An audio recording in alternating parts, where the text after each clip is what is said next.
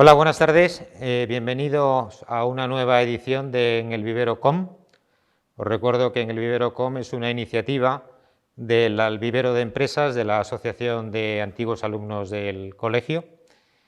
Y os recuerdo que es una iniciativa que tiene fundamentalmente como objetivo ayudar y fomentar el espíritu empresarial entre los alumnos y exalumnos del colegio.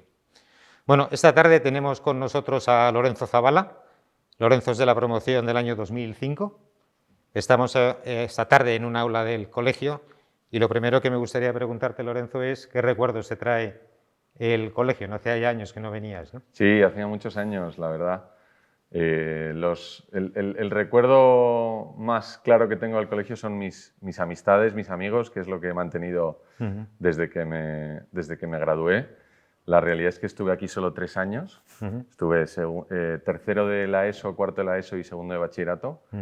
Pero son años que me marcaron muchísimo y que me dejaron pues, las amistades más fuertes y las que voy a tener toda la vida, ¿no? Entonces, siempre le estaré muy agradecido al Colegio Maravillas. Muy bien, muy bien. Oye, ¿cómo te formaste, ¿no? Cuando dejaste el colegio, ¿qué estudiaste? ¿Hacia dónde dirigiste un poco tus estudios, ¿no? Sí, pues yo antes y después del Colegio Maravillas siempre, no por decisión, pero siempre he tenido una experiencia muy internacional porque de pequeño viví fuera muchos años, en México, en Argentina, en Suiza, y cuando me gradué no quería dejar de perder mis raíces españolas, pero también quería aprovechar poder estudiar fuera, ¿no? Y entonces hice una carrera en la Pontificia de Comillas que se llama E4, que es una carrera de ADE internacional.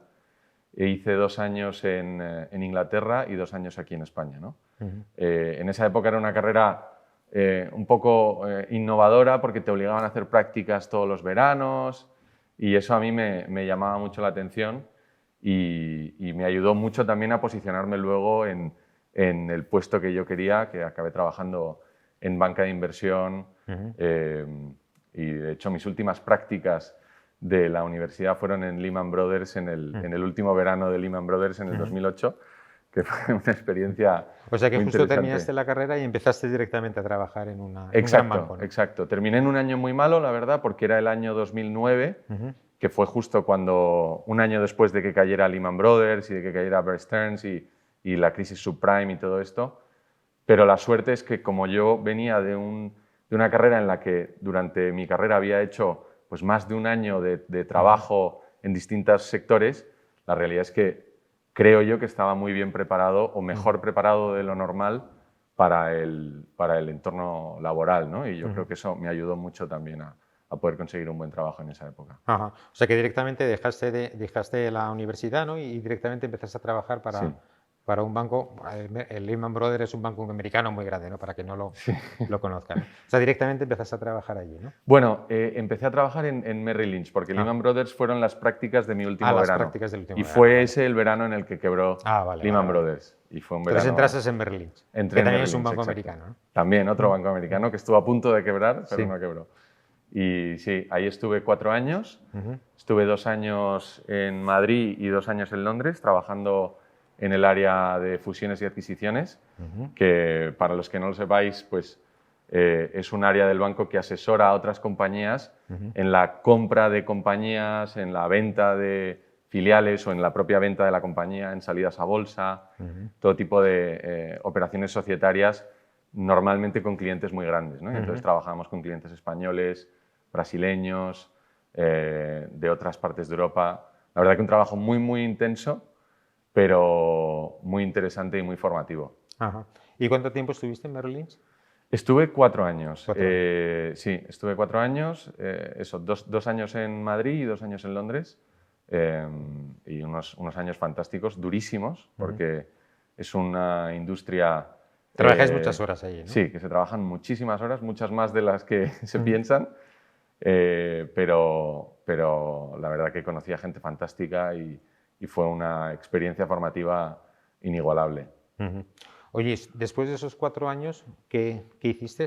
O sea, ¿dejaste Merrill Lynch? ¿A qué te dedicaste? Sí, pues se me fue un poco, tuve un momento ahí de de duda existencial y yo tenía claro, después de 4 años ya estaba un poco cansado de ese trabajo, de esa industria, y tenía claro que lo que quería hacer era hacer un máster, un MBA, y entonces en ese impasse entre salir de Merrill Lynch y hacer un MBA, siempre yo había tenido un interés por hacer algo por los demás, por trabajar en algún proyecto humanitario o en alguna iniciativa que me permitiese pues, un poco dar a la comunidad, ¿no? Y entonces me fui a trabajar a Camboya, Anda, Camboya. sí, con un cura jesuita español, a trabajar con él en la gestión de proyectos humanitarios. Mi idea era ir para allá 6 meses, pero al final acabé estando 2 años. ¿2 años? Sí, Joder. porque, bueno, realmente es que 6 meses es muy poco y no te da tiempo a hacer mucho, ¿no? Entonces, me enamoré del lugar, me enamoré de los proyectos. Entonces, 2 años en Camboya. Sí, 2 años en Camboya, directo desde Merrill Lynch en Londres a Camboya, ni siquiera una ciudad importante en Camboya, un sitio en el medio casi de la nada, pero unos proyectos preciosos y nada, entonces ahí estuve casi 2 años y después de eso finalmente hice el MBA en Estados Unidos. Estuve 2 años en Wharton, que es una universidad que está ahí en Filadelfia, bueno, es la Escuela de Negocios de University of Pennsylvania, y también una experiencia fantástica. Ajá.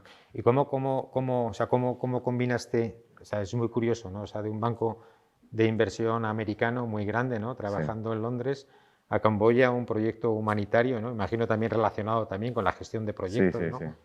Y luego a Wharton, ¿no? A estudiar también, entiendo que también un MBA es, para aquellos que no conozcáis, un MBA también es pues, son estudios relacionados con el mundo también empresarial, ¿no? Sí, claro, claro.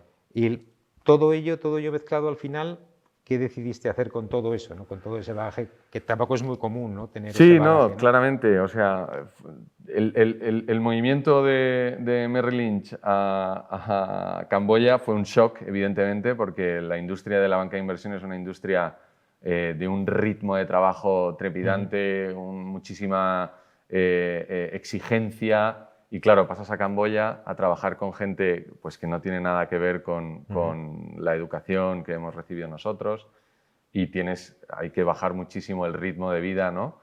Y eso fue una experiencia pues, difícil al principio porque era un poco frustrante, ¿no? Y luego cuando fui a hacer el MBA, pues mi idea era intentar combinar un poco el mundo del tercer sector, de la ayuda, del desarrollo, con lo que yo venía de hacer, que era del mundo de las finanzas, y mi idea era trabajar en el sector de la inversión de impacto, que son fondos de inversión que invierten en empresas que no tienen simplemente un fin de lucro, sino que mediante su actividad intentan contribuir a un problema social, medioambiental, y es en esa misma actividad que contribuyen a la solución de ese problema, ¿no? No necesariamente sin tener ánimo de lucro, sino, oye, por la propia actividad de la compañía estás contribuyendo a un buen objetivo, ¿no? Ese era mi objetivo, pero en esos 2 años la verdad que cambié un poco mi punto de vista, no encontré el proyecto que me interesara lo suficiente en ese campo y acabé trabajando en el mundo de las inversiones, pero en un ámbito que se llama situaciones especiales, que es como, no es ni el capital riesgo tradicional, ni es un hedge fund, sino que se mete un poco en las inversiones que nadie más quiere meterse. Es mucho inversiones de empresas que están en problemas para reflotarlas, inversiones en proyectos un poco raros, y es una muy buena escuela porque acabas haciendo un abanico de inversiones muy amplio. Entonces, no eres especialista en nada, pero sí que ves un poco de todo, ¿no? Entonces, es muy formativo para formar la visión de inversor. O sea, que terminas Wharton y empiezas a trabajar para un fondo, para una gestora de fondos de situaciones especiales. Exacto, ¿no? en Londres otra vez. En Londres otra vez. O sea, vuelves a Londres otra vez. Exacto. Y empiezas a trabajar en un fondo de terceros, ¿no? ¿Y ahí te quedas o cuál es el siguiente paso? O sea, ahí te quedas. Bueno, ahí estoy. Estuve un poco más de un año. y bueno, uno de mis amigos cercanos de aquí del Maravillas, siempre habíamos estado en contacto él y yo sobre, oye, deberíamos hacer algo juntos en el futuro y demás. Y él hizo un MBA a la vez que yo, pero como él es mucho más listo, él lo hizo en Harvard. Y entonces cuando estábamos... Bueno, el de Wharton tampoco es como... Bueno, estar, pero ¿no? Harvard es otra historia. Y cuando estábamos... los dos nos graduamos a la vez y los dos fuimos a trabajar por nuestra cuenta.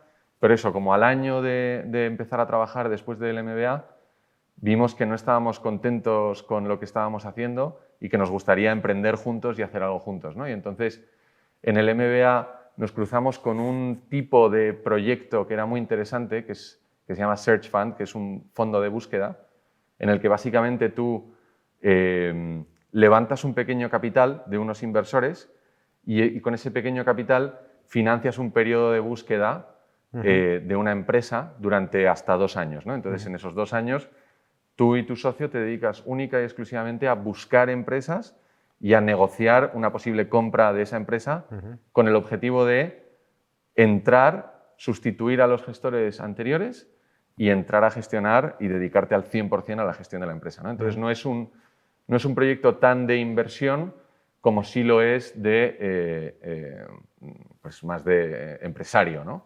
Y eso era lo que nos atraía de este proyecto y entonces, pues a finales de 2018, Luis y yo decidimos dejar nuestros trabajos y ponernos a buscar financiación para este proyecto. Felizmente conseguimos esa financiación de inversores de Estados Unidos, México, España, Inglaterra, un poco de varios sitios, entre otros por contactos que hicimos en el MBA y por las redes estas de antiguos alumnos, que ahí son muy fuertes, y nos pusimos a buscar, estuvimos buscando pues una buena temporada, como 1 año y medio, hasta que en agosto del año pasado cerramos la compra de una compañía y desde entonces estamos gestionándola, que es una compañía fantástica que está en Tarragona y es una compañía de software de cuestiones de prevención de riesgos laborales, seguridad industrial y gestión de proveedores y contratistas. Ajá. O sea que dejasteis la seguridad, un trabajo fijo, ¿no? Sí. Por tomar el riesgo y tomar la aventura de emprender primero un nuevo proyecto y luego comprar una empresa, ¿no? Exacto. ¿No os dio miedo, no os dio susto el dejar algo fijo, ¿no? Unos ingresos fijos de todos los meses por cambiar por la incertidumbre de algo? Sí, sí, indudablemente. O sea, no es una decisión fácil, pero primero de todo, nos informamos muy bien de lo que suponía hacer un proyecto de estas características. Teníamos la suerte de que este modelo de Search Fund no es un modelo nuevo. En España es más nuevo, pero en Estados Unidos lleva muchos años y está muy trillado cómo se hace. O sea, que estábamos siguiendo un camino ya bastante transitado, ¿no? Y podíamos hablar con gente que lo había hecho en el pasado y que nos informó muy bien de a dónde estábamos saltando, ¿no? Eso junto al hecho de que yo tenía y sigo teniendo muchísima confianza en mi socio y evidentemente si los dos pensábamos que esto era una buena idea, entonces Malo sería que no lo fuera, ¿no? desde luego no era una malísima idea, ¿no? Y bueno, fue una mezcla o sea, tomamos un riesgo controlado porque sabíamos que, oye, si no sale bien, lo peor que puede pasar era o no encontramos financiación, pero entonces hemos perdido 2-3 meses, que era lo que nos íbamos a dar, o no encontramos empresa, en cuyo caso habremos estado 2 años peinando el mercado empresarial español, hablando con un montón de propietarios de empresas, negociando, y habría sido una experiencia formativa fantástica. Muy grande, ¿no? Claro. Entonces, en el mejor de los casos, pues llegábamos al escenario en el que estamos ahora y en el peor de los casos nos llevábamos una experiencia formativa fantástica para cualquier otro trabajo en el futuro. Muy bien. Oye, ¿cómo fue la experiencia de conseguir financiación, ¿no? Porque el modelo de Search Funds es un poco distinto, ¿no? Normalmente, pues, compras la empresa y buscas el dinero, Pero esto es al revés, ¿no? O sea, buscas el dinero y luego compras la empresa, ¿no? Sí, Entonces, entiendo que es un proceso en el que cuando le pides dinero a alguien, fundamentalmente lo que estás vendiendo, está confiando es en ti, exacto, no en el proyecto, ¿no? exacto. ¿Y eso cómo se consigue financiación de esa forma, ¿no? Pues mira, ahí también tenemos la suerte de que hay una base de inversores, tanto en España como en Estados Unidos y por todo el mundo, que está acostumbrada a financiar este tipo de proyectos. Y luego el modelo de Search Fund está muy bien pensado porque al final los inversores invierten en dos fases distintas. La primera fase, que es la más arriesgada, invierten una cantidad muy pequeña solo para financiar ese periodo de búsqueda. Pues invierten entre 10.000 a 30.000 dólares, digamos.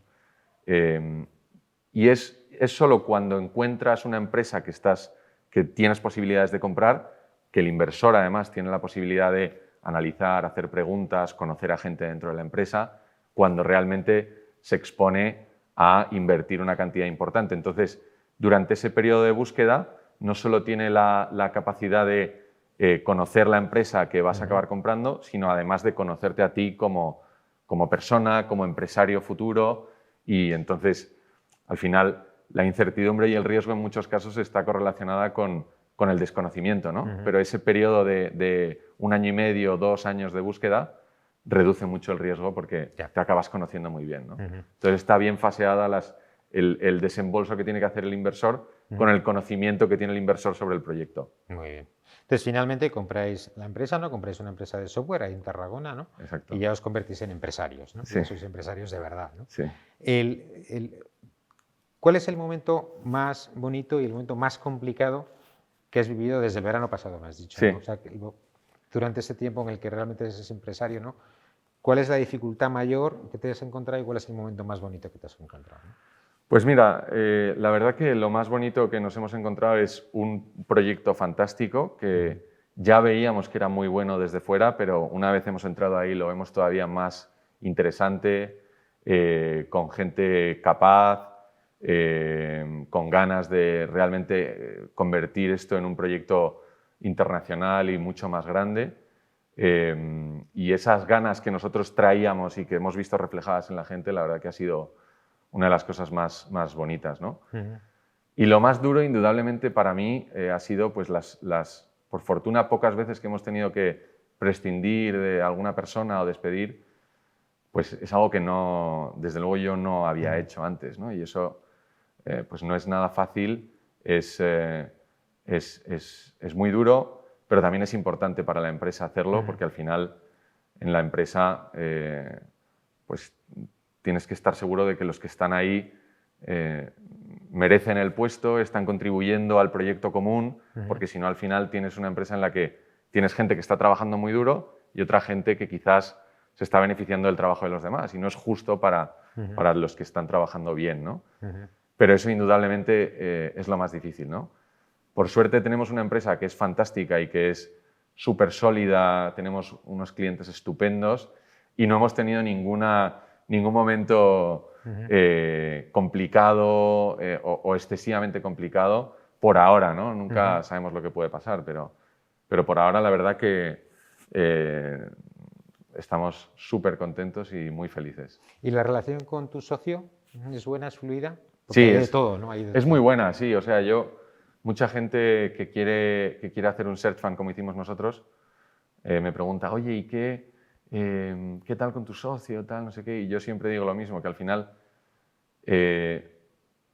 es mejor estar solo que mal acompañado, sobre todo en los negocios y sobre todo si es un amigo y entonces pierdes un proyecto empresarial y pierdes un amigo. En mi caso, desde luego, no estoy mal acompañado y la razón por la que no estoy mal acompañado es porque tenemos mucha confianza el uno en el otro, mucha transparencia el uno con el otro, entonces no nos da miedo tanto decirle yo a mi socio Luis cuando creo que no tiene razón, yo se lo digo sin ningún problema, y cuando él cree que yo no tengo razón, él me lo dice a mí sin ningún problema, y además tenemos la confianza mutua de escucharnos profundamente y decir, es verdad, tienes razón. Es verdad, tienes razón. No tenemos un orgullo que queremos, no sé, contraponer el uno con el otro. Realmente, en esas discusiones que tenemos, yo creo que nos acercamos a la verdad de las cosas que buscamos, ¿no? Y eso al final es muy enriquecedor, porque es lo que buscas en un socio, En ¿no? un socio, ¿no? Muy bien, muy interesante. Oye, déjame que te pregunte una última pregunta, ¿no? ¿Qué le recomendarías a los chicos, ¿no?, que están ahora en bachillerato, ¿no?, o a los antiguos alumnos que quieran emprender, ¿no? ¿Qué consejos son dos? Es la misma pregunta, pero para dos colectivos distintos, ¿no? Pero, ¿qué aconsejarías a los chicos que están ahora en bachillerato, ¿no?, que tengan cierta inquietud, ¿no?, o para generarles cierta inquietud, y a los ya son exalumnos y más mayores, ¿no?, pues que tengan esta inquietud también de emprender? ¿Cuál sería tu recomendación, no? Uf. A los alumnos que están ahora en el cole, quizás, pues una de las cosas que me dice mi socio, ¿no?, que dicen mucho en Harvard, es que aquí no educamos a gente para que vaya a trabajar en compañías, aquí educamos a gente que se forje su propio futuro y que busque sus propios trabajos, que cree sus propios trabajos. Yo creo que en el mundo en el que vivimos ahora mismo, con la tecnología de la que disponemos, es más fácil que nunca crear tu propia empresa, crear tu propio producto, y creo que es un momento apasionante para ser joven, para tener energía y para realmente tener muy poco coste de oportunidad en la toma de riesgos, ¿no? Entonces yo creo que es un momento buenísimo para ser emprendedor ahora mismo, sobre todo si eres joven, porque tienes las mejores herramientas que nadie ha tenido nunca para crear un buen producto, para refinar un producto constantemente, para estar bien en contacto con tus clientes. Con lo cual, yo lo que creo es que si yo fuera joven ahora, intentaría desarrollar las herramientas propias para poder crear esos productos, esos servicios de la mejor manera posible, ¿no? Y para un antiguo alumno, no sé, una cosa que está muy relacionada con lo que hablábamos antes es que al final a mí me sirve mucho pensar, y me da mucha tranquilidad también pensar que no lo sé todo y que no tengo por qué tener razón en todo lo que pienso. Y al final eso te da dos cosas. Uno, te da tranquilidad de que no tienes que estar correcto en todo momento, y por otro lado te da la apertura de mente de decir, voy a escuchar lo que me están diciendo porque es muy posible que aprenda algo, ¿no? Y yo creo que tener esa voluntad de estar aprendiendo constantemente es muy importante para nunca dejar de crecer y de aprender cosas nuevas. Oye, pues muy bien, muchísimas gracias, Lorenzo. Nada, la verdad es gracias que a ti. ha sido súper interesante, súper interesante. Muchas gracias. La verdad es que tu trayectoria y todo lo que nos has contado, la verdad es que es muy sorprendente, ¿no? Te deseamos, lógicamente, todo lo mejor en el futuro, ¿no? Muchísimas gracias. Y nada, pues darte las gracias en nombre de la asociación. Y nada, a todos vosotros, pues emplazaros a la nueva edición que tengamos en el Vivero.com. Nada, simplemente recordaros que el Vivero de Empresas es una iniciativa de la Asociación de Antiguos Alumnos, como decía antes, para fomentar el espíritu empresarial en toda la comunidad educativa del colegio. Y nada, recordaros el lema, ¿no?, nuestro lema, ¿no?, de aquel que dice que entramos en el colegio para aprender, pero salimos para servir, ¿no? Y yo creo que aquí tenemos un claro ejemplo de ello, ¿no? Muchísimas gracias, Lorenzo, y nada, Gracias a ti, muchas gracias a vosotros por vuestra atención.